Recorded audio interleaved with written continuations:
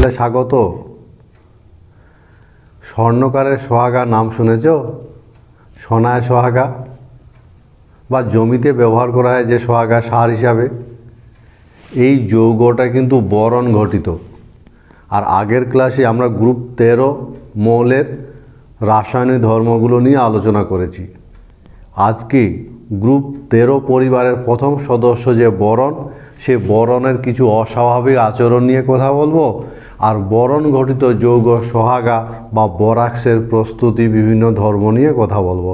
প্রথমে আমরা দেখে নেব এক নজরে বোরনের অস্বাভাবিক আচরণ, এর কারণ এবং কিছু উদাহরণ দেখে নিব। বোরনের অস্বাভাবিক আচরণের কারণ কি বলতো?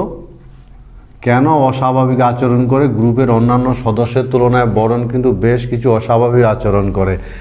এর কারণ, বোরন আকারে ছোট, বোরনের আয়নায়ন এনথালপি উচ্চ,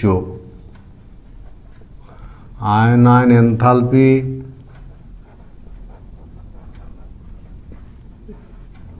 উচ্চ, সেই সঙ্গে মনে রাখবে এর ডি অরবিটালের অনুপস্থিতি, ডি অরবিটাল নেই। এই সমস্ত কারণের জন্য কিন্তু বোরন বাকি সদস্যদের তুলনায় কিন্তু ভিন্ন আচরণ প্রদর্শন করে। মনে থাকবে তাহলে যে আমাদের যে গ্রুপ 13 পরিবার ছিল, গ্রুপ 13 পরিবারের বোরন, অ্যালুমিনিয়াম, গ্যালিয়াম, ইন্ডিয়াম, থেলিয়াম, এদের মধ্যে কিন্তু বোরন অস্বাভাবিক আচরণ করে। আর অস্বাভাবিক আচরণ করার কারণ হলো এদের সবারই ডি অরবিটাল আছে, বোরনের ডি অরবিটাল নেই। ঠিক আছে, এদের তুলনায় বোরন আকারে অনেক ছোট এবং এদের তুলনায় কিন্তু বোরনের আয়নায়ন এনথালপি খুব উচ্চ। এই সমস্ত কারণের জন্য কিন্তু বোরন অস্বাভাবিক আচরণ করে। বোরনের এইরকমই অস্বাভাবিক আচরণের আমরা দুই একটা উদাহরণ দেখব। অস্বাভাবিক আচরণের দুই একটা উদাহরণ যদি আমরা লক্ষ্য করি তাহলে দেখব যে বোরন, এক নাম্বার বোরন অধাতু আর অন্যান্যরা কিন্তু ধাতু, অন্যান্যরা ধাতু। কেন বলো তো? এর কারণ কি? তাহলে বোরন অধাতু কেন এবং অন্যান্যগুলো ধাতু? এইটা কিন্তু বাকি সবগুলো ধাতু, কিন্তু বোরন অধাতু কেন? এর কারণ কি? কারণ বোরনের আকার ছোট, আকার ছোট, বোরনের আয়নায়ন এনথালপি উচ্চ, এ কারণে এর ইলেকট্রন প্রতি আসক্তি তীব্র, ফলে ইলেকট্রন বর্জন প্রবণতা কম, বর্জন প্রবণতা কম। আর ইলেকট্রন বর্জন প্রবণতা যত কম হবে তার অধাতব ধর্ম কিন্তু তত বেশি হবে। ফলে আকার ছোট হওয়ার জন্য, আইপি উচ্চ হওয়ার জন্য এবং তীব্র ইলেকট্রন আসক্তির জন্য বোরন ইলেকট্রন বর্জনের প্রবণতা খুব কম, ইলেকট্রন গ্রহণ প্রবণতা বেশি, অন্যান্যদের ইলেকট্রন বর্জন প্রবণতা বেশি। এ কারণে বাকি সদস্যগুলো ধাতু কিন্তু বোরন অধাতু। এটা একটা ধর্ম।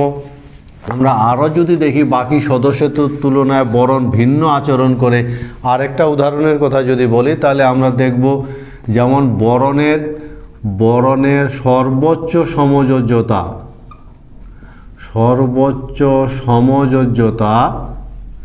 4, কিন্তু অন্যান্যদের সর্বোচ্চ সমযোজ্যতা 6। বোঝা গেছে? তাহলে আরেকটা ধর্মের যদি আমরা উদাহরণ হিসাবে দেখি তাহলে কি, এই যে সদস্যগুলো দেখতে পাচ্ছ, বোরনের সর্বোচ্চ সমযোজ্যতা 4, কিন্তু বাকিগুলো সর্বোচ্চ সমযোজ্যতা হলো 6। এর কারণ কি বলো তো? এর কারণ হলো বোরনের ডি অরবিটাল নেই, অষ্টক সম্প্রসারণ ঘটাতে পারে না। মনে থাকবে, অষ্টক সম্প্রসারণ ঘটে না, কিন্তু অন্যান্যদের ডি অরবিটাল বর্তমান। এই কারণে বোরনের সর্বোচ্চ সমযোজ্যতা 4, কিন্তু অন্যান্যদের সর্বোচ্চ সমযোজ্যতা হলো 6। বোঝা গেছে? আমরা আরও একটা যদি ধর্ম দেখি, উদাহরণ হিসাবে বাকি সদস্যদের তুলনায় বরণের ভিন্ন আচরণের আরেকটা ধর্ম যদি আমরা দেখি, তাহলে আমরা দেখব জলের সঙ্গে বিক্রিয়া। মনে রাখবে, জলের সঙ্গে বিক্রিয়া। তো বরণ জলকে, মনে রাখবে বরণ কিন্তু জল বা জলীয় বাষ্প, বরণ জল বা জলীয় বাষ্পকে বিয়োজিত করে না বা বিয়োজিত করতে পারে না, ঠিক আছে? কিন্তু অন্যান্যরা জলকে বিয়োজিত করে। বোঝা গেছে?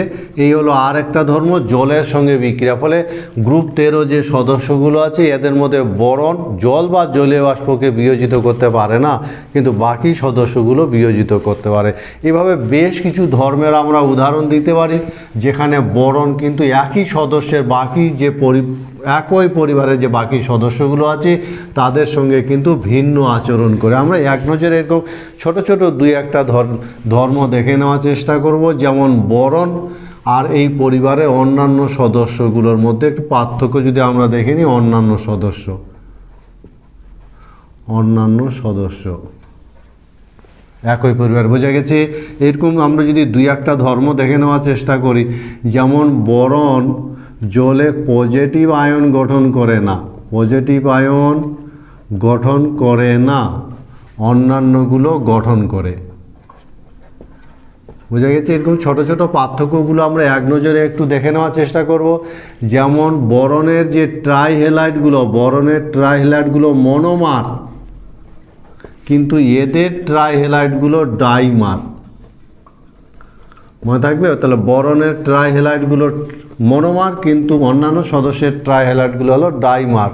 সেই সঙ্গে মনে রাখবে বরণ শুধু +3 জারণ স্তর দেখায়, কিন্তু অন্যান্য সদস্যগুলো কি করে +1 +3 জারণ স্তর দেখায়। বোঝা গেছে? সেই সঙ্গে মনে রাখবে যেমন বরণ HCl এর সঙ্গে বিক্রিয়া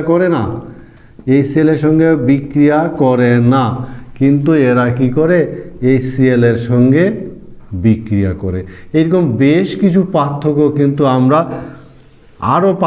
আমরা নোট করতে পারি, যেখানে দেখাতে পারি যে বরণ অন্যান্য সদস্যের তুলনায় কিন্তু ভিন্ন আচরণ করে। ফলে মনে রাখবে বরণ জলে পজিটিভ আয়ন তৈরি করতে পারে না, এই অন্যান্য সদস্যগুলো পজিটিভ আয়ন তৈরি করতে পারে। অন্যান্য সদস্য বলতে অ্যালুমিনিয়াম, গ্যালিয়াম, ইন্ডিয়াম, থেলিয়াম। বরণ যেমন বরণের ট্রাইহ্যালাইডগুলো মনোমার, কিন্তু অন্যান্য সদস্যগুলোর ট্রাইহ্যালাইডগুলো ডাইমার। বরণ +3 একটাই জারণ স্তর দেখায়, অন্যান্যগুলো দুটো জারণ স্তর দেখায়, +1 +3। বরণ HCl এর সঙ্গে বিক্রিয়া করে না, অন্যান্য সদস্যগুলো কিন্তু HCl এর সঙ্গে বিক্রিয়া করে। তাহলে তোমরা বলতে পারবে যে BF3 যৌগটা, বলো তো BF3 যে যৌগটা আছে এটা মনোমার না ডাইমার? মনোমার না এটা ডাইমার বলো তো? বরণের প্রাকৃতিক অবস্থান। আমরা বরণের অস্বাভাবিক আচরণ দেখলাম, অস্বাভাবিক আচরণের ধর্ম। এবার বরণকে প্রকৃতির মধ্যে কী হিসাবে পাওয়া যায়, প্রকৃতিতে বরণ কিভাবে অবস্থান করে যদি দেখি, তাহলে বেশ কিছু যৌগ হিসাবে কিন্তু বরণকে প্রকৃতির মধ্যে পাওয়া যায়। যেমন বরাক্স সংকেত Na2B4O7 10H2, যাকে সোহাগাও বলা হয়, বরাক্স হিসাবে পাওয়া যায়। যেমন কার্নাইট হিসাবে পাওয়া যায়, কার্নাইট Na2B4O7 4H2, এটা হলো কার্নাইট হিসাবে পাওয়া যায়। এছাড়া কলেমানাইট খনিজ হিসাবে পাওয়া যায়, কলেমানাইট খনিজ হিসাবেও কিন্তু একে পাওয়া যায়। Ca2B6O11 5H2O, কলেমানাইট খনিজ হিসাবে বিভিন্ন যৌগ হিসাবে কিন্তু বরণকে প্রকৃতির মধ্যে পাওয়া যায়। বোঝা গেছে? এছাড়াও পেন্ডারমাইট, মনে রাখবে পেন্ডারমাইট হিসাবেও কিন্তু একে পাওয়া যায়, Ca2O11 3H2। এরকম নানান যৌগ হিসাবে কিন্তু আরও যৌগ আছে, দুই একটা মনে রাখার চেষ্টা করবে। যে বরণের প্রাকৃতিক অবস্থান, বরণকে বরাক্স হিসাবে পাওয়া যায়, কার্নাইট হিসাবে পাওয়া যায়, কলামানাইট খনিজ হিসাবে পাওয়া যায়, প্যান্ডারমাইট হিসাবে পাওয়া যায় এবং এদের যৌগগুলোর সংকেতগুলোও কিন্তু মনে রাখার চেষ্টা করবে। এরকম বিভিন্ন খনিজ হিসাবে কিন্তু প্রকৃতির মধ্যে বোরনকে পাওয়া যায়। ঠিক আছে, এবার বোরনের ক্ষেত্রে যদি আমরা ভৌত ধর্মটা দেখে নিই, বোরনের ভৌত ধর্ম, তাহলে বোরনের ভৌত ধর্মের ক্ষেত্রে আমরা দেখব বোরনের ভৌত ধর্ম কি। বোরন একটা ধূসর বর্ণের পদার্থ, মনে রাখবে বোরন হলো এক ধূসর বর্ণের, বোঝা গেছে। বোরন এর কালার ধূসর বর্ণের বোরনকে আমরা প্রকৃতির মধ্যে দেখতে পাই। অত্যন্ত শক্ত, কিন্তু বোরন অত্যন্ত শক্ত, আর এ ধাতব দ্যুতি সম্পন্ন, বোঝা গেছে। ফলে এই হলো বোরনের ভৌত ধর্ম। বোরন অত্যন্ত শক্ত ধূসর বর্ণের একটা পদার্থ, যেটা ধাতব দ্যুতি সম্পন্ন, বোঝা গেছে। এবার যদি বোরনের গলনাঙ্কের কথা বলা হয়, বেশ উচ্চ গলনাঙ্ক বিশিষ্ট। বোরনের গলনাঙ্ক প্রায় 2450 কেলভিনের কাছাকাছি। এবং যদি এর স্ফুটনাঙ্কের কথা বলি, এর স্ফুটনাঙ্ক অনেক উচ্চ, প্রায় স্ফুটনাঙ্ক এর প্রায় 3923 কেলভিনের মতন, 3923 কেলভিনের মতন হলো এর স্ফুটনাঙ্ক, বেশ উচ্চ স্ফুটনাঙ্ক। এই মানটা কিন্তু গলনাঙ্ক স্ফুটনাঙ্ক খুব উচ্চ। কিন্তু কেন বলো তো গলনাঙ্ক স্ফুটনাঙ্ক বোরনের এত উচ্চ হওয়ার কারণ কি বলতে পারবে? কেন গলনাঙ্ক স্ফুটনাঙ্ক এত উচ্চ হয়? কারণ বোরনের যে বৃহৎ আকারের অণুর মধ্যে তীব্র আকর্ষণ বল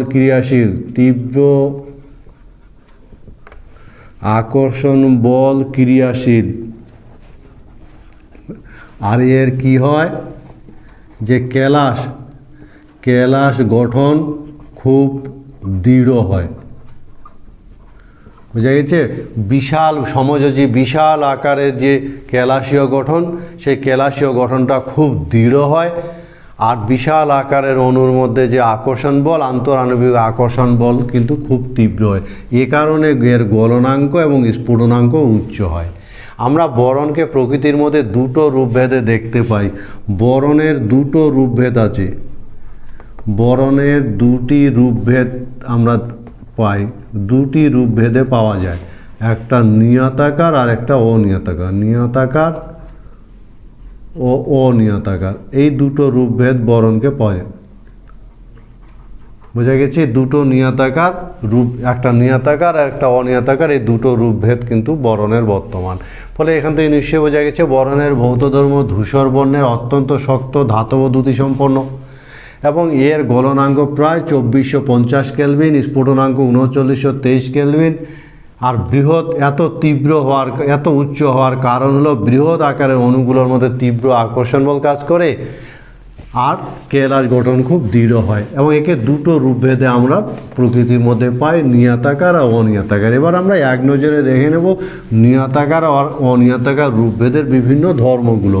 প্রথমে আমরা নিয়তাকার রূপভেদের ধর্মগুলো দেখে নেব। নিয়তাকার রূপভেদ,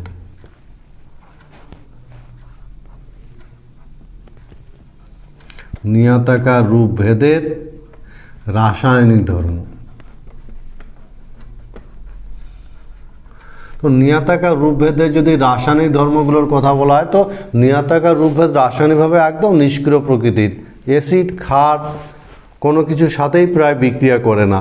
বাতাসে পুড়ালেও অক্সিজেনের সঙ্গে জারিত হয়, অক্সাইড গঠন করে না। ফলে নিয়তাকার রূপভেদের যে বিভিন্ন রাসায়নিক ধর্মগুলো আমরা এক নজরে একটু দেখে নেওয়ার চেষ্টা করব। বায়ুতে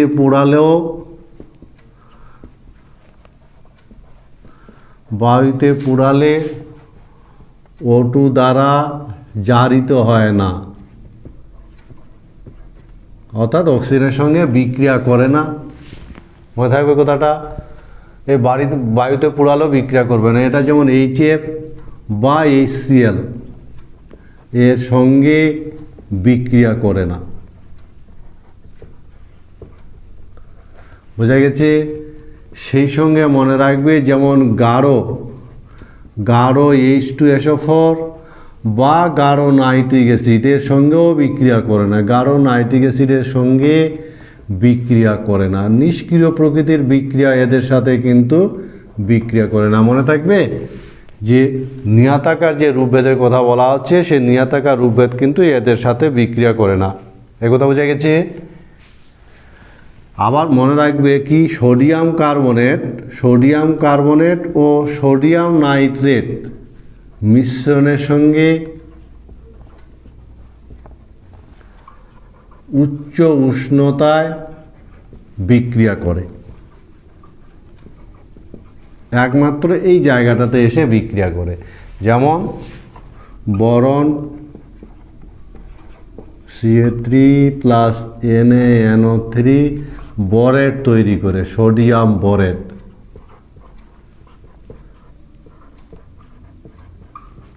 এই বিক্রিয়াটা ঘটে। আর এক নজরে এই হলো নিয়তাকার রূপভেদের বিভিন্ন রাসায়নিক ধর্ম। ফলে মনে রাখবে নিয়তাকার রূপভেদ রাসায়নিকভাবে নিষ্ক্রিয় প্রকৃতির।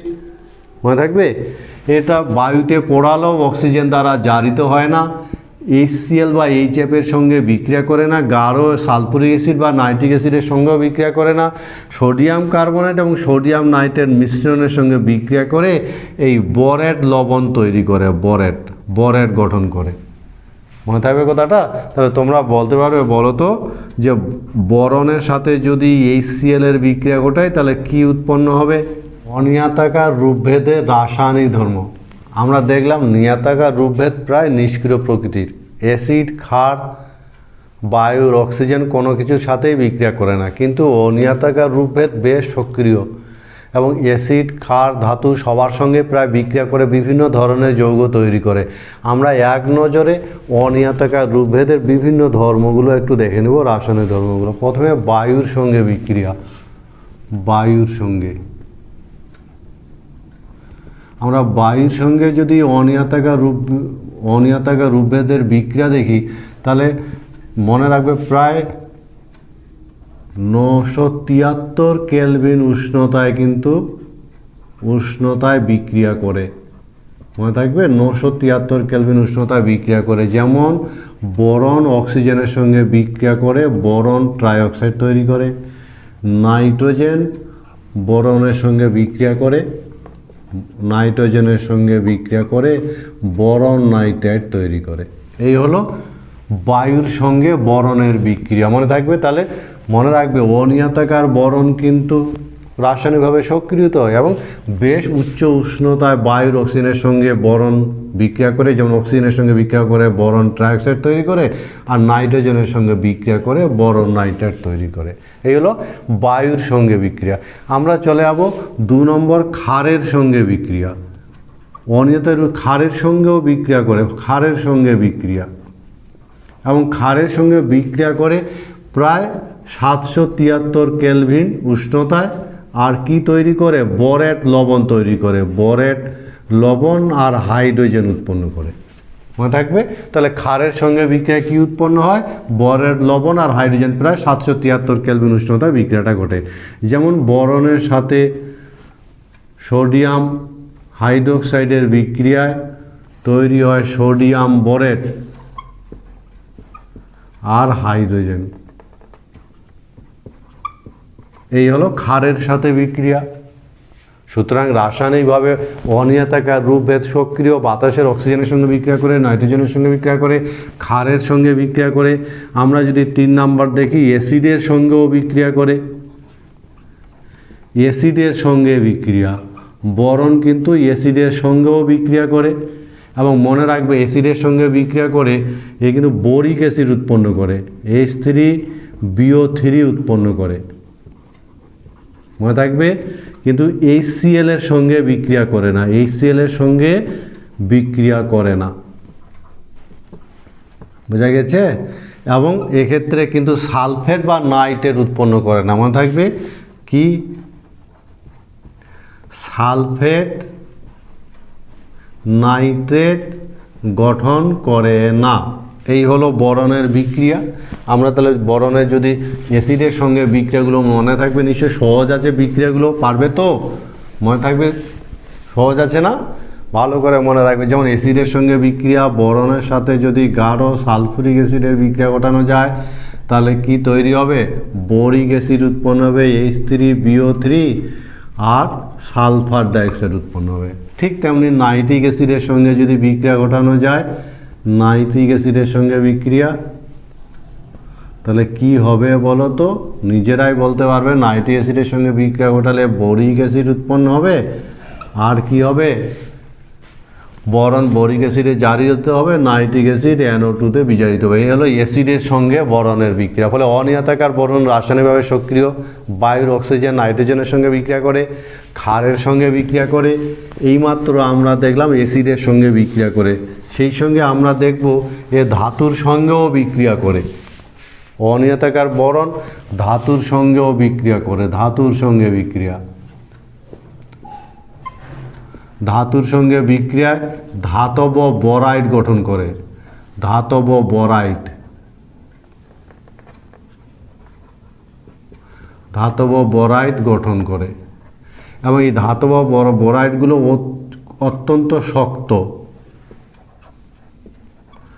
অত্যন্ত শক্ত এরা। এবং এটা উচ্চ বৈদ্যুতিক চুল্লিতে, কিন্তু বৈদ্যুতিক চুল্লিতে বিক্রিয়া ঘটে। মনে থাকবে, বৈদ্যুতিক চুল্লিতে বিক্রিয়া ঘটে। যেমন ম্যাগনেসিয়ামের সাথে বরণের বিক্রিয়ায় ম্যাগনেসিয়াম বোরাইড উৎপন্ন হয়। ম্যাগনেসিয়াম বোরাইড। যেমন ক্যালসিয়ামের সাথে বরণের বিক্রিয়ায় ক্যালসিয়াম বোরাইড উৎপন্ন হয়। বোঝা গেছে নিশ্চয়ই? সহজ আছে বিক্রিয়া। তাহলে ধাতুর সঙ্গে বিক্রিয়ায় অনিয়তাকার বরণ কিন্তু ধাতুর সঙ্গে বিক্রিয়া করে এবং ধাতব বরাইড গঠন করে, এবং বৈদ্যুতিক চুল্লিতে কিন্তু এই বিক্রিয়াগুলো ঘটে।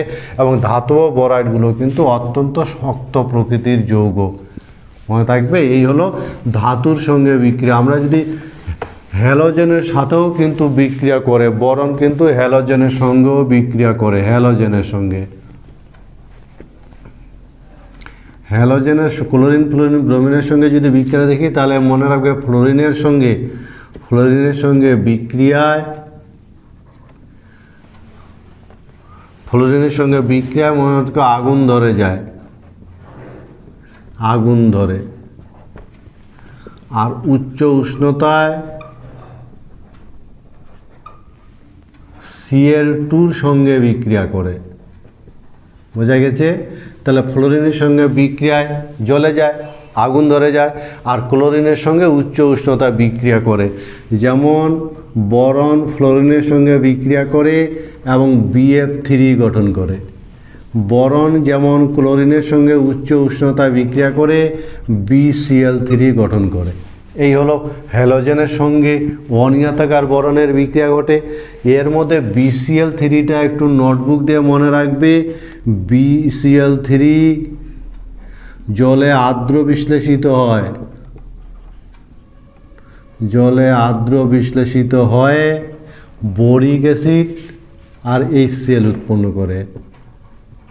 বোরিক অ্যাসিড প্লাস HCl উৎপন্ন করে। মনে থাকবে তো? ফলে BCl3 যেটা তৈরি হয় সমযোজী যৌগ, এটা কিন্তু জলে আর্দ্র বিশ্লেষিত হয় এবং বোরিক অ্যাসিড আর HCl উৎপন্ন করে। ফলে BCl3 জলের সঙ্গে আর্দ্র বিশ্লেষিত হয়, বোরিক অ্যাসিড আর HCl উৎপন্ন করে। এই হলো হ্যালোজেনের সাথে অনিয়তাকার বরণের বিক্রিয়া। এবং বিক্রিয়াগুলো ইজি করে বলে দিচ্ছি, খুব সহজে মনে থাকবে। বরণ এমন একটা যৌগ যেটা ভীষণ কাজে লাগে।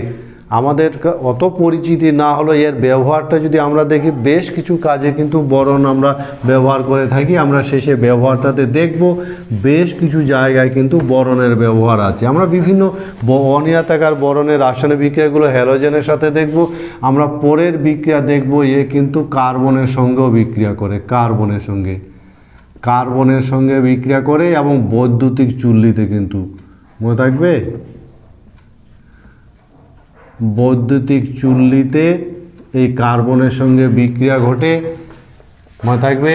এবং কঠিনতম পদার্থ, মনে রাখবে ভালো করে, কঠিনতম পদার্থ বোরন কার্বাইড উৎপন্ন হয়। আর এই বোরন কার্বাইড দিয়ে বোরন কার্বাইড দ্বারা হীরক কাটা হয়। হীরক কাটা হয়, হীরকের থেকে শক্ত। এই কথা বোঝা গেছে।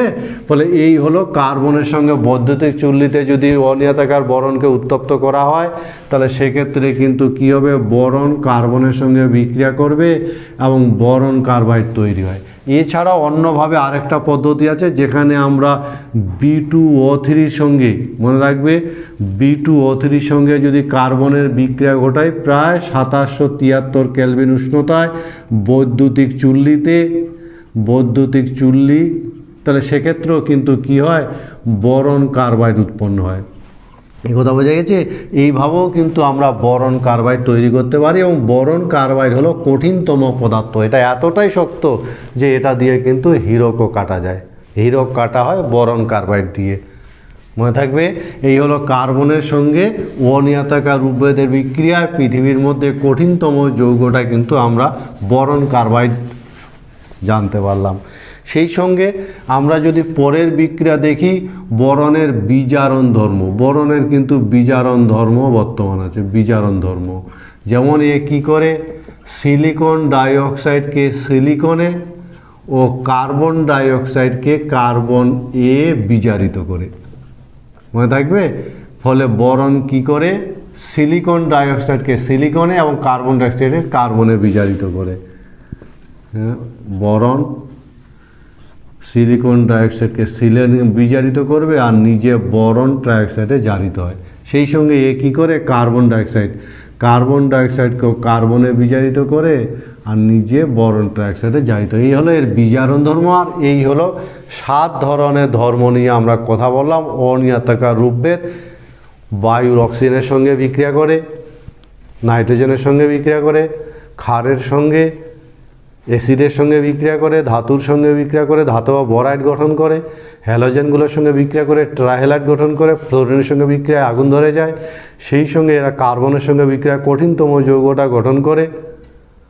মনে থাকবে কথাটা। আর সেই সঙ্গে মনে রাখবে যে এরা কিন্তু বিজারণ ধর্ম দেখায়। তোমরা বলতে পারবে যে হীরক যে কাটা হয়, হীরক কাটার যৌগটির নাম কি? ব্যবহার।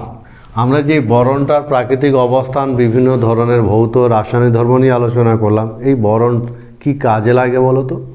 বোরনের ব্যবহার ঠিক কোথায়? ভীষণ গুরুত্বপূর্ণ জায়গায় কিন্তু বোরন ব্যবহার করা হয়। যেমন মনে রাখবে, বোরন বুলেট প্রুফ, যে বুলেট প্রুফ যে আছে, বুলেট প্রুফ জ্যাকেট প্রস্তুতিতে ব্যবহার করা হয়। জ্যাকেট প্রস্তুতিতে, বোঝা গেছে। ফলে বুলেট প্রুফ জ্যাকেট বা কাপড় প্রস্তুতিতে আমরা বোরনকে ব্যবহার করে থাকি। এছাড়া বোরন নিউক্লিয় রিয়াক্টারে ব্যবহার করা হয়। নিউক্লিয় রিয়াক্টার নাম শুনেছ নিশ্চয়ই।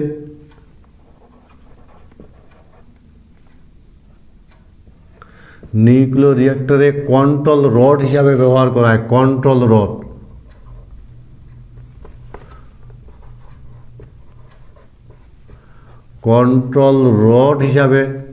রড হিসাবে কিন্তু বোরন 10 ব্যবহার করা হয়। ফলে বুলেট প্রুফ জ্যাকেট প্রস্তুতিতে আমরা ব্যবহার করে থাকি বোরন। নিউক্লিয় রিয়াক্টরে কন্ট্রোল রড হিসাবে, কারণ এর নিউটনকে শোষণ করার ক্ষমতা আছে, নিউটনের গতিবেগ ধীর গতি করার ক্ষমতা আছে। এছাড়া আমরা কি করি,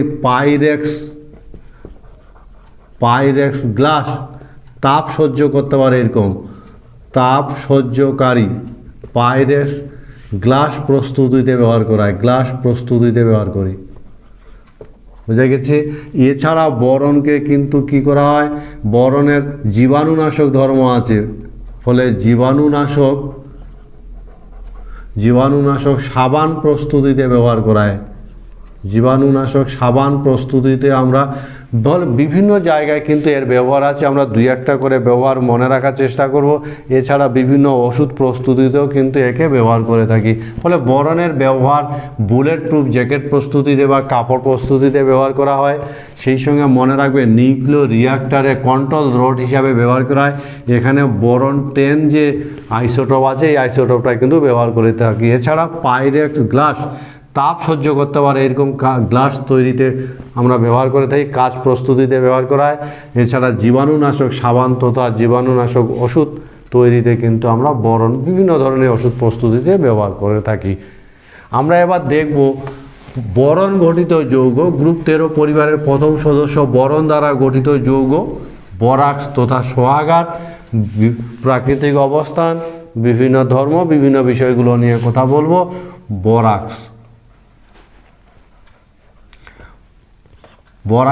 বোরাক্সকে আরেক নাম কি বলা হয়? সোহাগা বলা হয়। বলে আজকে থেকে মনে রাখবে বোরাক্সের যে আমরা যদি সংকেত দেখি, বোরাক্সের সংকেত Na2B4O7 10H2, এটা হলো বোরাক্সের সংকেত। এর যদি রাসায়নিক নামের কথা বলা হয় বোরাক্স বা সোহাগা মনে রাখবে, বোরাক্সের আর একটা নাম হলো সোহাগা। বোঝা গেছে? তাহলে এর যে রাসায়নিক নাম বলতে পারবে যে বোরাক্সের রাসায়নিক নাম কি বলা হয়? বলতে পারবে কেউ? বলো তো। বোরাক্সের রাসায়নিক নাম হলো সোডিয়াম। সোডিয়াম 4টা বরন আছে সেজন্য টেট্রাবোরেট হলো। সোডিয়াম টেট্রাবোরেট 10টা জল আছে সেই জন্য ডেকাহাইড্রেট। বুঝা গেছে? ফলে এর রাসায়নিক নাম হলো সোডিয়াম টেট্রাবোরেট ডেকাহাইড্রেট। এই হলো বোরাক্সের রাসায়নিক নাম। কিন্তু এর যে সঠিক সংকেতটাকে আমরা এইভাবে প্রকাশ করি। এর সঠিক সংকেত যেটা Na2B4O5OH4 8H2O, এই সঠিক সংকেতটাকে আমরা এইভাবে অনেকেই এর পক্ষে যুক্তি দেয় যে বোরাক্সের অ্যাকচুয়ালি গঠন অনুযায়ী সঠিক সংকেত হওয়া উচিত এটা। এই হলো বোরাক্স, বোরন গঠিত একটা ভীষণ ইম্পর্টেন্ট যৌগ। একে আমরা বড় সিলিকেট কাঁচ প্রস্তুতি তাপ সহ্য করতে পারে, অ্যাসিড ক্ষার দ্বারা আক্রান্ত হয় না এরকম কাঁচ তৈরি করা হয়। স্বর্ণকারের দোকানে এই বোরাক্সকে সোনা গলাতে ব্যবহার করা হয়। জমিতে সার হিসাবে এর ব্যবহার আছে। এছাড়া অ্যান্টিসেপ্টিক অর্থাৎ কীটনাশক ওই জীবাণুনাশক ধর্ম থাকার ফলে একে ওষুধ প্রস্তুতিতে আমরা নানান সময় ব্যবহার করে থাকি। এরই আজকে আমরা প্রস্তুতি এর বিভিন্ন ধর্মগুলো নিয়ে গল্প করছি। আমরা এবার এর প্রস্তুতি দেখে নিব, বোরাক্সের প্রস্তুতি। বিভিন্ন জায়গা থেকে যদিও একে তৈরি করা যায় তো দুই একটা জায়গা আমরা দেখে নিব ওরকম, যেটা টিঙ্কেল থেকে।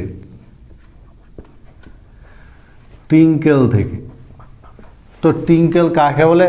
প্রাকৃতিক যে বোরাক্স তাকে কিন্তু টিঙ্কেল বলে। মনে রাখবে প্রাকৃতিক বোরাক্সকে টিঙ্কেল বলে।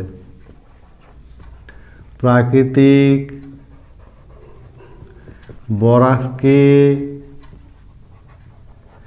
টিঙ্কেল বলে। বোঝা গেল? লেকের যে জল থাকে, লেকের টিঙ্কেলে 50% বোরাক্স থাকে। মনে থাকবে? এই টিঙ্কেলকে কি করা হয়? টিঙ্কেলকে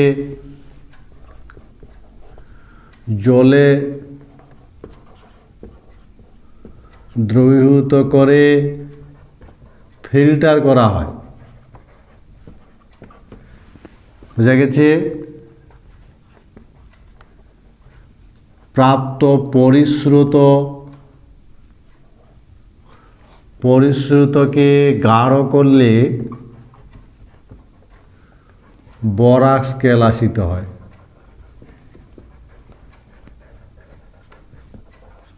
এই হলো খুব সংক্ষেপে, খুব ছোট্ট করে যদি পরীক্ষায় লিখব যে অংশটুকু, এভাবে যদি আমি ভাবি তাহলে এই ছোট্ট কথাটার সাহায্যে আমরা বোঝাতে পারি যে টিঙ্কেল থেকে কিভাবে বোরাক্স তৈরি করা হয়। কি প্রাকৃতিক বোরাক্সকে টিঙ্কেল বলে। লেকের জলে যে টিঙ্কেল পাওয়া যায় সেই টিঙ্কেলে প্রায় 50% বোরাক্স থাকে। আমরা সেই টিঙ্কেলটাকে কি করব, জলে দ্রবীভূত করে তার ফিল্টার করা হবে এবং ফিল্টার করার পর যে পরিশ্রুত পরিষ্কার দ্রবণটা পাবো তাকে যদি গাঢ় করা হয় তাহলে দেখা যাবে বোরাক্স কেলাসিত হচ্ছে। এভাবে খুব সহজে আমরা টিঙ্কেল থেকে কিন্তু বোরাক্স তৈরি করতে পারি। এছাড়াও আর একটা পদ্ধতি আছে যেখানে আমরা কলেমোনাইট যে খনিজ আছে সেই কলেমোনাইট খনিজ থেকে আমরা খুব সহজে কিন্তু তৈরি করতে পারি। বোঝা গেছে? কলেমোনাইট খনিজ থেকে।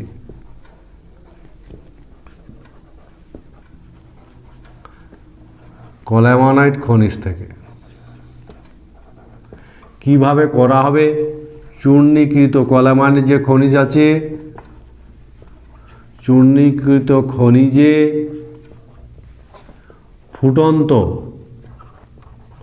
ফুটন্ত সোডিয়াম কার্বনেট যোগ করা হয়। বুঝা গেছে? তাহলে চূর্ণীকৃত কলেমোনাইট খনিজে আমরা ফুটন্ত সোডিয়াম কার্বনেট দ্রবণ যোগ করব। এই কথা বোঝা গেছে? যোগ করার পর এবার কি করা হবে? দ্রবণ ফিল্টার করা হয়। ফিল্টার করে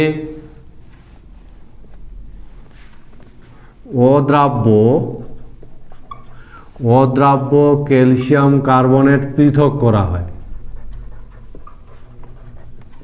বোঝা গেল? তাহলে যে দ্রবণটা আমরা পেলাম সেটাকে যদি আমরা ফিল্টার করি তাহলে অদ্রাব্য ক্যালসিয়াম কার্বনেট পৃথক হয়ে যাবে। যে পরিশ্রুতটা পাওয়া গেল, পরিষ্কার যে দ্রবণটা পাওয়া গেল, পরিশ্রুত বলা হয় যাকে।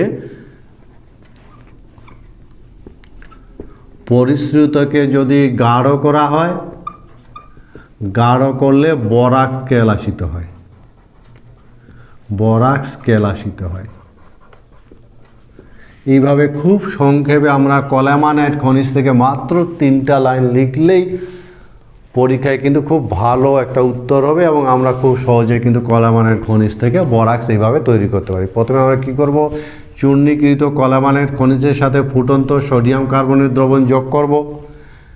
প্রাপ্ত দ্রবণকে যদি ফিল্টার করি তাহলে অদ্রাব্য ক্যালসিয়াম কার্বনেট পৃথক হবে এবং যে পরিশ্রুতটা পাবো তাকে যদি গাঢ় করা হয় তাহলে বোরাক্স কেলাসিত হবে। এবং এখানে যে বিক্রিয়াটা সংঘটিত হয় Ca2B6 কলেমোনাইট খনিজের সংকেত, এর সাথে সোডিয়াম কার্বনেটের বিক্রিয়া ঘটানো হয় এবং সোডিয়াম কার্বনেটের বিক্রিয়ায় বোরাক্স তৈরি হবে Na2B4O7, সেই সঙ্গে NaNO2 হয় আর সেই সঙ্গে ক্যালসিয়াম কার্বনেটের অধক্ষে পড়ে। এই বিক্রিয়াটাতে ফলে আমরা এই বোরাক্সটা পাই। এইভাবে আমরা কলেমোনাইট খনিজ থেকে কিন্তু খুব সহজে বোরাক্স তৈরি করতে পারি। 2 নম্বর পদ্ধতি। আমাদের আর একটা পদ্ধতি জানা আছে যেখান থেকে আমরা বোরাক্স তৈরি করতে পারি, সেটা হলো বোরিক অ্যাসিড থেকে। বোরিক অ্যাসিডের সাথে যদি সোডিয়াম কার্বনেটের মিশ্রণকে উত্তপ্ত করা হয় তাহলে কিন্তু বোরাক্স পাওয়া যায়। ফলে 3য় পদ্ধতি বোরিক অ্যাসিড থেকে। বোরিক অ্যাসিড কিভাবে বোরিক অ্যাসিড থেকে পাওয়া যাবে বলো তো? কি বোরিক অ্যাসিডের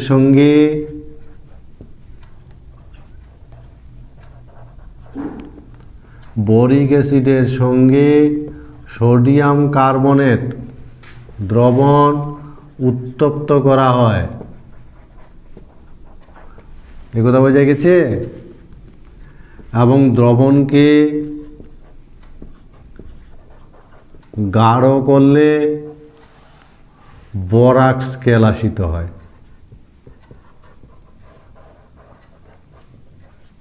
ঠিক আছে? এইভাবে খুব সহজে আমরা বোরিক অ্যাসিড থেকে কিন্তু কি করতে পারি? খুব সহজে বোরিক অ্যাসিড থেকে আমরা কিন্তু বোরাক্স তৈরি করতে পারি। বিক্রিয়াটা যদি দেখি H3BO3 প্লাস সোডিয়াম কার্বনেট তৈরি হবে বোরাক্স Na2B4O7, তৈরি হবে কার্বন ডাইঅক্সাইড জল। এইভাবে আমরা বোরাক্স পেতে পারি বোরিক অ্যাসিড থেকে। খুব সহজ পদ্ধতি। আর এই হলো তিনটে পদ্ধতি, যে 3টা পদ্ধতিতে আমরা খুব সহজে বোরাক্স তৈরি করতে পারি। একটা হলো টিঙ্কেল থেকে, প্রাকৃতিক যে বরাক্স তাকে আমরা টিঙ্কেল বলি। লেকের জলে প্রাপ্ত টিঙ্কেলে প্রায় 50% বরাক্স থাকে, সেখান থেকে আমরা পদ্ধতি প্রয়োগ করে বরাক্স পেতে পারি। 2 নম্বর, কলামানাইট খনিজের সাথে সোডিয়াম কার্বনেটের বিক্রিয়া ঘটিয়ে, অথবা 3 নম্বর পদ্ধতি বোরিক অ্যাসিডের সঙ্গে সোডিয়াম কার্বনেটের বিক্রিয়া ঘটিয়ে আমরা কিন্তু বরাক্স পেতে পারি। এই বরাক্স বা সোহাগার, এবার ভৌত ধর্ম যদি বলি তাহলে এটা সাদা কেলাসাকার একটা যৌগ, মনে থাকবে। বরাক্সের আমরা যদি ভৌত ধর্ম দেখি তাহলে মনে রাখবে এটা সাদা কেলাসাকার পদার্থ এবং এটার মধ্যে কেলাস জলের অণু থাকে, ফলে এর ভৌত ধর্ম।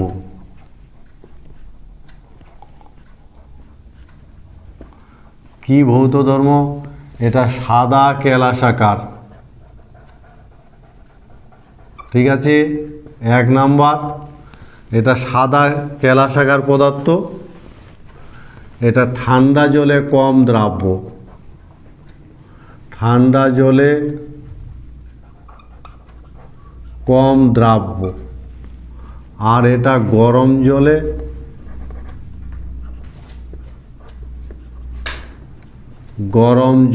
অধিক দ্রাব্য, এই হলো একটা ভৌত ধর্ম। মনে রাখবে বরাক্সের ভৌত ধর্ম, বোঝা গেছে কি? এটা ঠান্ডা জলে কিন্তু মনে রাখবে এটা সাদা কেলাসাকার পদার্থ, এ ঠান্ডা জলে এর দ্রাব্যতা কম, কিন্তু গরম জলে এ অধিক দ্রাব্য।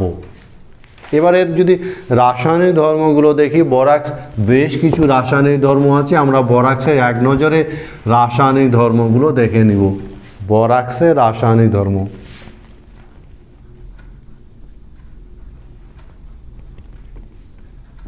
বরাক্সের রাসায়নিক ধর্ম। প্রথম ধর্ম যদি আমরা লক্ষ্য করি তাহলে দেখব বরাক্সের জলীয় দ্রবণ, বরাক্সের জলীয় দ্রবণ ক্ষারীয় হয়, এবং পরীক্ষায় কোশ্চিনটা বরাবরই দেখা যায় যে বরাক্সের জলীয় দ্রবণ ক্ষারীয় হয় কেন। তো আমরা সেটা দেখে নিব। বরাক্সের জলীয় দ্রবণ ক্ষারীয় হয়, কিন্তু কেন ক্ষারীয় বলতে পারবে? বরাক্সের জলীয় দ্রবণ ক্ষারীয় হয় কেন, বা কোন একটা লবণের জলীয় দ্রবণ ক্ষারীয় হয় কেন, তার জন্য আর্দ্র বিশ্লেষণ বলে একটা টপিক আছে। সেখানে আমরা দেখব জলের সঙ্গে বিক্রিয়ায় কোন একটা লবণ জলের সঙ্গে বিক্রিয়ায় অ্যাসিড আর ক্ষার তৈরি করে। এই অ্যাসিড আর ক্ষারের তীব্রতার তারতম্যের জন্য জলীয় দ্রবণ আম্লিক বা ক্ষারীয় হয়। যদি অ্যাসিডের তীব্রতা বেশি হয় তাহলে জলীয় দ্রবণ আম্লিক হবে, আর যদি ক্ষারের তীব্রতা বেশি হয় তাহলে জলীয় দ্রবণ ক্ষারীয় হবে। তো বরাক্সও জলের সাথে আর্দ্র বিশ্লেষিত হয়, বোরিক অ্যাসিড আর সোডিয়াম হাইড্রোক্সাইড তৈরি করে। বোরিক অ্যাসিড হলো দুর্বল অ্যাসিড, সোডিয়াম হাইড্রোক্সাইড হলো তীব্র ক্ষার, এজন্যই বরাক্সের জলীয় দ্রবণ কিন্তু ক্ষারীয় হয়। ঠিক আছে, তাহলে বরাক্সের জলীয় দ্রবণ ক্ষারীয় হয় কারণ কি? এর কারণ হিসাবে আমরা বলতে পারি কি করে জলীয় দ্রবণে আর্দ্র বিশ্লেষিত হয়,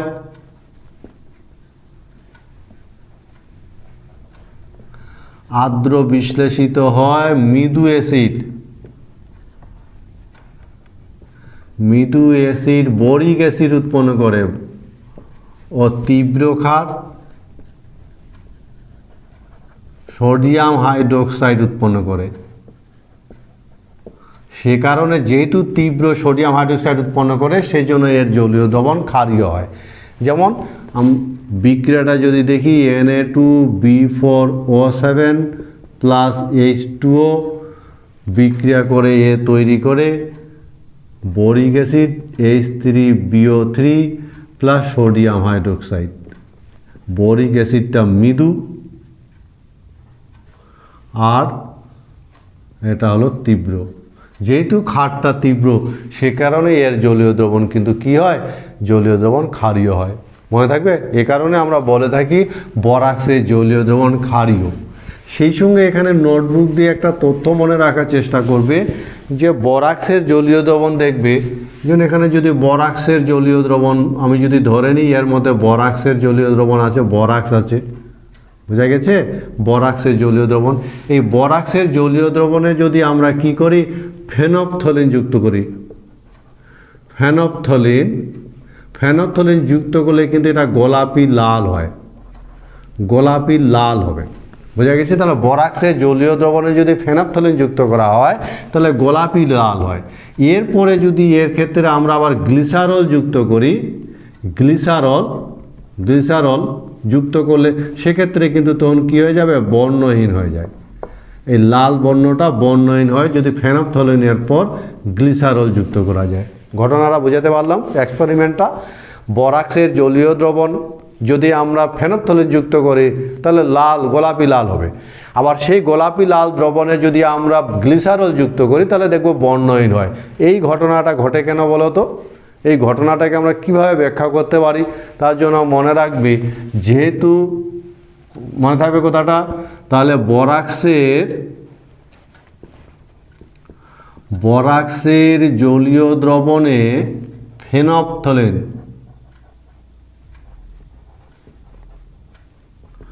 ফেনফথলিন গোলাপি লাল হয়, আবার গ্লিসারল যুক্ত করলে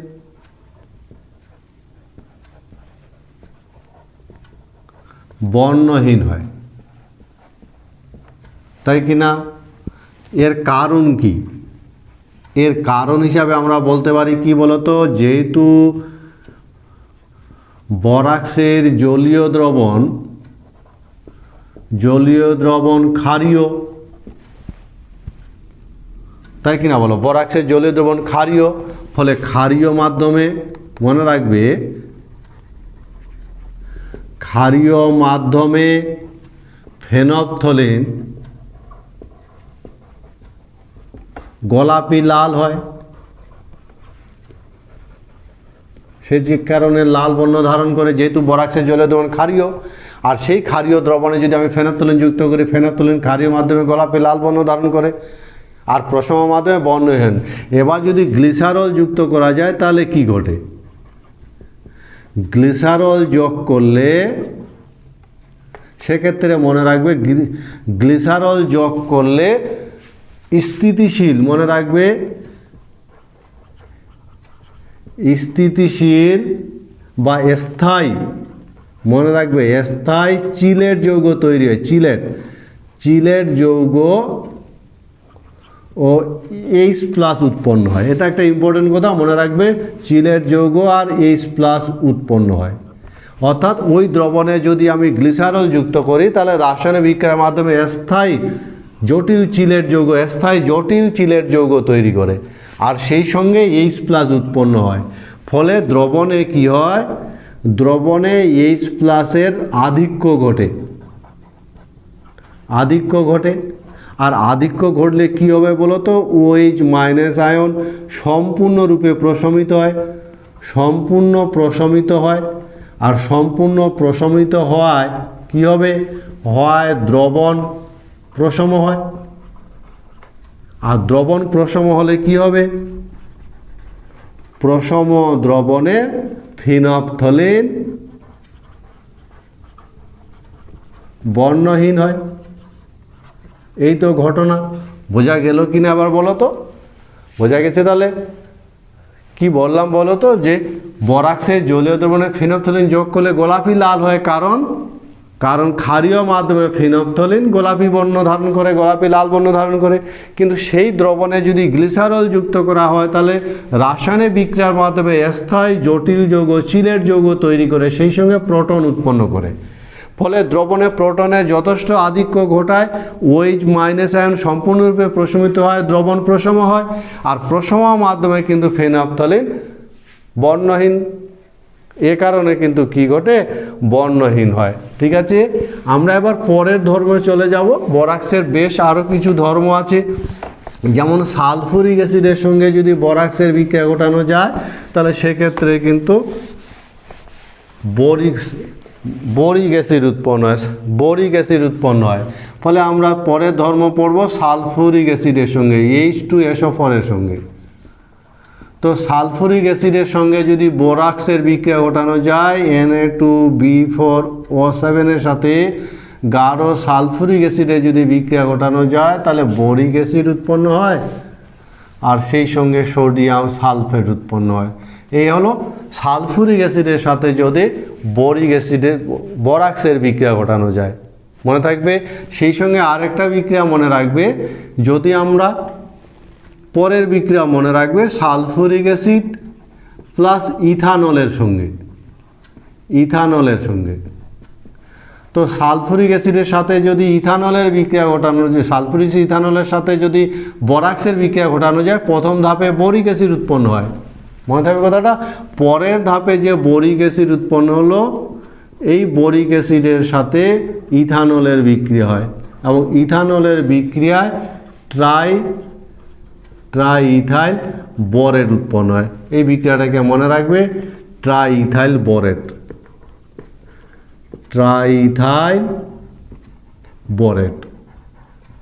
বোঝা গেছে? আর ট্রাই ইথাইল বোরেট একে যদি জ্বালানো যায়,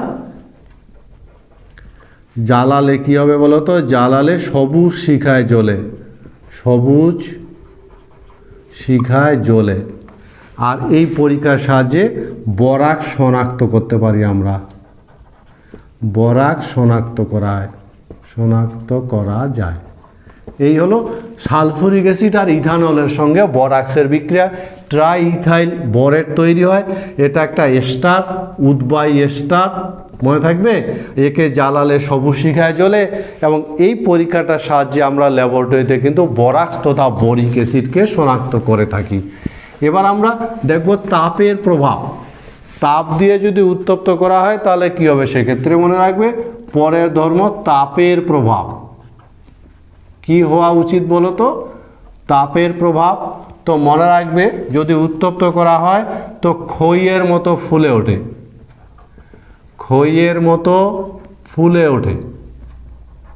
কেন ফুলে ওঠে?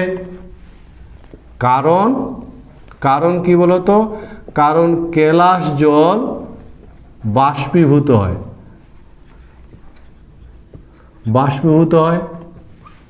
শেষে কি হয়? শেষে NaBO2 মেটাবোরেট আর B2O3 সমন্বয়ে গুটি তৈরি হয়। গুটি যাকে ইংরেজিতে বিট বলে, বোরাক্স বিট। বোঝা গেছে? তাহলে দেখো কিভাবে তাপের প্রভাবটা ইম্পর্টেন্ট মনে রাখার চেষ্টা করবে। Na2B4O7 10H2O, একে যদি উত্তপ্ত করা হয় তাহলে জলের অণু পৃথক হয়ে যাবে। Na2B4O7 প্লাস 10H2O যদি তাপ দেওয়া যায়, এবং যেটা তৈরি হলো Na2B4O7, একে যদি আবার তাপ দেওয়া যায় তাহলে তৈরি হবে NaNO2 প্লাস B2O3। এই যে যৌগটা, একে বলা হয় বোরাক্স বিট। এবং বোরাক্স বিট পরীক্ষার সাহায্যে কিন্তু আমরা বিভিন্ন যৌগ খুব সহজে শনাক্ত করতে পারি, কারণ বিভিন্ন ধাতব আয়ন বোরাক্স বিটের সাথে বিক্রিয়া করে বিভিন্ন যৌগ গঠন করে। স্বর্ণকারের সোহাগা নামটা তো শোনা তাই না? এটা কিন্তু সোহাগারই একটা রূপ। আমরা সোহাগাকে যদি 62 ডিগ্রি সি এর বেশি উষ্ণতা উত্তপ্ত করি তাহলে 10 অণু জলের মধ্যে 5 অণু জল বেরিয়ে যায় আর 5 অণু জল পড়ে থাকে। ফলে পেন্টাহাইড্রেট উৎপন্ন হয়। সোডিয়াম টেট্রাবোরেট ডেকাহাইড্রেটের জায়গায় সোডিয়াম টেট্রাবোরেট পেন্টাহাইড্রেট উৎপন্ন হয়। আর এই পেন্টাহাইড্রেট যৌগটাকে বলা হয় স্বর্ণকারের সোহাগা। স্বর্ণকারেরা সোনা গলাতে এই যৌগটাকে ব্যবহার করে থাকে। ফলে স্বর্ণকারের সোহাগা আমরা যদি কি করি, সোহাগা বা বোরাক্সকে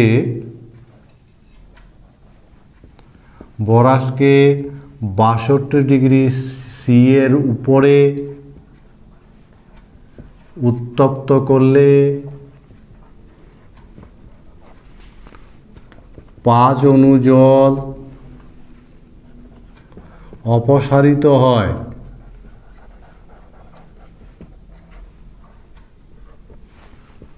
ঠিক আছে? পেন্টাহাইড্রেট উৎপন্ন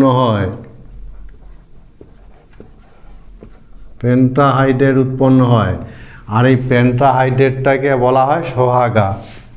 একে স্বর্ণকারের সোহাগা বলে।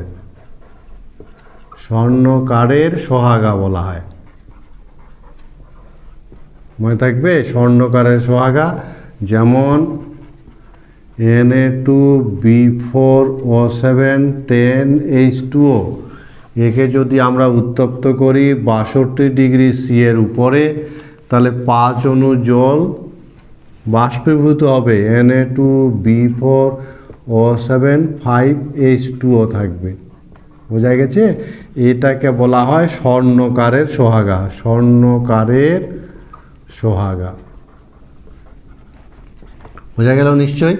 আর আমরা দেখলাম তাহলে তাপের প্রভাবে আমরা কি পেলাম, সোহাগাকে যদি উত্তপ্ত করা হয় তাহলে ধীরে ধীরে বিভিন্ন সংখ্যক জলের অণু কেলাসিত হয়, বাষ্পীভূত হয়, সেই জন্য খইয়ের মতন ফুলে ওঠে এবং শেষে আমরা পাই বরাক্স বিট। আর এই বিটটার সাহায্যে বিভিন্ন ধাতবমূলক কিন্তু আমরা খুব সহজে শনাক্ত করতে পারি। যেমন কপার লবণের সঙ্গে যদি বিক্রিয়া বলি, কপার লবণের সঙ্গে এই বিক্রিয়াটাকে বরাক্স বিট পরীক্ষা বলে। কপার লবণের সাথে ধরে নাও তুতেকে যদি উত্তপ্ত করা হয় তাহলে তুতে কপার সালফেট তৈরি করে 5 অণু জল পৃথক হয়ে যায়। যে কপার সালফেট তৈরি হলো একে যদি আবার উত্তপ্ত করা হয় তাহলে কিউপ্রিক অক্সাইড তৈরি হয়। যে কিউপ্রিক অক্সাইডটা তৈরি হলো এর সাথে আবার বরাক্স বিটের যে গুটিটার বরাক্স বিটের পরীক্ষা হবে এবং এই যৌগটা তৈরি হয়। বোঝা গেছে? এটার বর্ণ নীল এবং একে বলা হয় কিউপ্রিক মেটাবরেট। অসুবিধা কিচ্ছু নেই। এইভাবে আমরা ধাতব আয়নকে কিন্তু শনাক্ত করি। আমরা যদি আরেকটা বিক্রিয়া বলি, আয়রনের সাথে যদি বিক্রিয়া বলি, তাহলে আয়রনের সাথে বরাক্স বিটের পরীক্ষা বিক্রিয়া করে তৈরি হবে ফেরিক মেটাবরেট, এটা হলুদ বর্ণের। আমরা যদি কোবাল্টের সাথে বিক্রিয়া ঘটি, কোবাল্টের সাথে বরাক্স বিটের পরীক্ষায় তৈরি হয় কোবাল্ট মেটাবরেট, এটা নীল বর্ণের। এইভাবে ধাতব মূলককে কিন্তু আমরা সহজে বরাক্স বিট পরীক্ষার সাহায্যে শনাক্ত করতে পারি। বোঝা গেছে?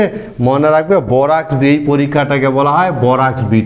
এই হলো বরাক্সের বিভিন্ন ধর্ম, রাসায়নিক ধর্মগুলো। এবার বরাক্সের যদি আমরা ব্যবহার দেখি তাহলে বরাক্সের ব্যবহার ক্ষেত্রে মনে রাখবে বিভিন্ন জায়গায় বরাক্স ব্যবহার করা হয়, বিভিন্ন ক্ষেত্রে কিন্তু বরাক্সের ব্যবহার আছে।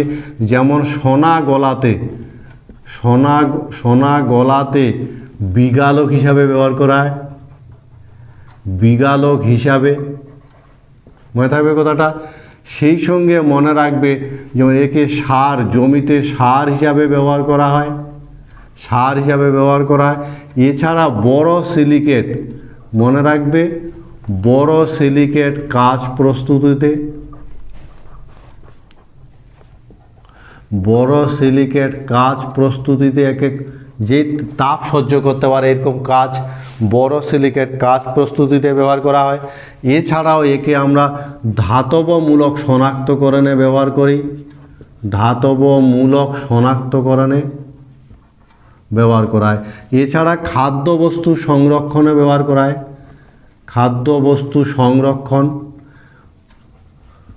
এই হলো বরাক্সের একাধিক ব্যবহারের মধ্যে দুই একটা ব্যবহার মনে রাখার চেষ্টা করবে। খুব সহজে কিন্তু আমরা বরাক্সের যেমন ব্যবহারগুলো মনে রাখতে পারি, অন্যান্য এদের যে বিভিন্ন ভৌত এবং রাসায়নিক ধর্মগুলো মনে রাখতে পারি। তোমরা বলতে পারবে যে এই যৌগটা যদি আমি বলি, এই যৌগটার বলো তো এই যৌগটার বর্ণ কি, কীরকম বর্ণ এই যৌগটার?